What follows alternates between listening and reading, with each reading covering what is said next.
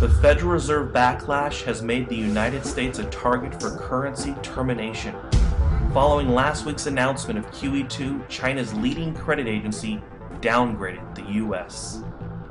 China's vice finance minister said the U.S. isn't living up to its responsibility as an issuer of a global reserve currency. The Fed's move doesn't take into account the effect of this excessive liquidity on emerging market economies. Brazil's president-elect. The last time there was a competitive devaluation of currencies, it ended up where it did, the Second World War. The finance minister in the Eurozone said that I don't think it's a good decision. You're fighting debt with more debt. In reaction to global tensions, President Obama stated that the Fed's mandate, my mandate, is to grow our economy. Not only is this not President Obama's constitutional mandate, the Fed has a horrible record of growing an economy.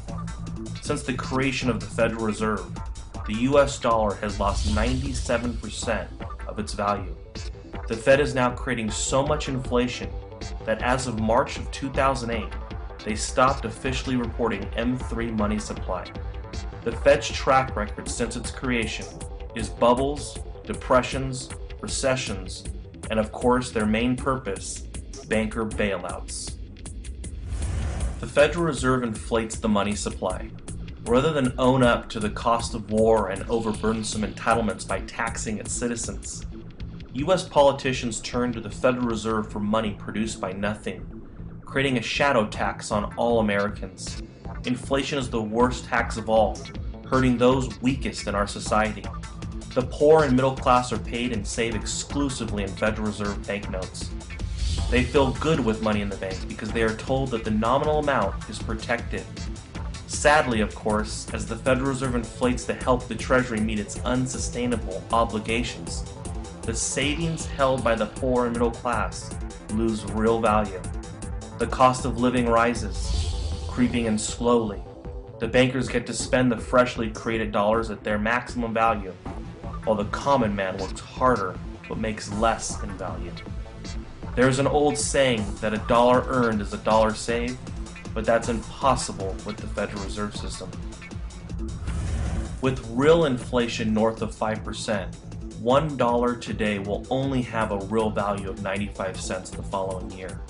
Of course, economists will tell you that prices are rising, but in reality, money is falling. Congressman, I couldn't agree with you more that inflation is a tax. 40 years ago, a silver dollar could have purchased 4 gallons of gasoline, and today, because of the silver in it, it can still purchase 4 gallons of gasoline.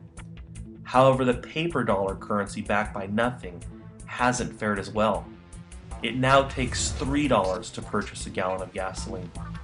Again, no one notices the slow death of a fiat currency, but one thing we do know is that they all die. So far in the world, we have seen just over 3,800 fiat currencies, and they have all become worthless. Meanwhile, honest money, gold, silver, or anything not created by man still holds value, just as it held value 5,000 years ago. The Federal Reserve System injects artificial stimulus into the economy every day. The Fed loans money to the banks loan money to people and governments. This distortion in the marketplace creates businesses, wars, entitlements, and demand that we don't need. Where would housing prices be without all this money in search of a borrower? Housing prices from 1610 to 1913 had zero inflation relative to income. But in the last 10 years, we have seen what artificially low interest rates can do to a market.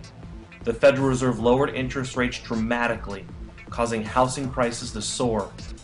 Housing inflation soared across the nation. Once the Federal Reserve raised rates, all of the artificial demand came crashing down. By having a small group of people set interest rates for the entire nation, it makes it impossible to allow the free market to set prices. When policyholders talk about interest rates being too high or too low, they're really talking about price fixing. Take a minute to think about interest rates. If the Fed, not the free market, lowers interest rates, homes, vehicles, and credit card payments become cheaper. When things that people want become cheaper, demand goes up. When interest rates go from 20% in 1980 to almost 0% in 2005, debt payments get cheaper, demand goes up, and prices go through the roof.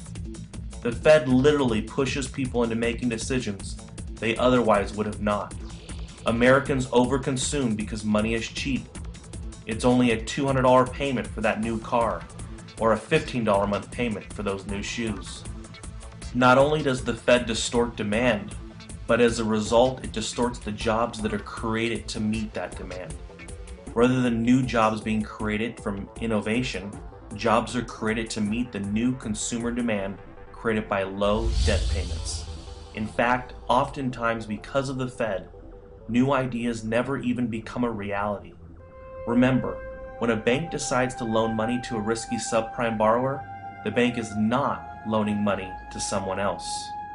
If the American people want to put power back into their hands and enjoy the fruits of their labor, we must fight to end the Federal Reserve.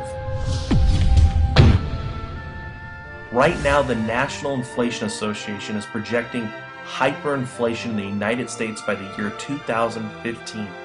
For more information about how you can prepare and prosper, please visit inflation.us.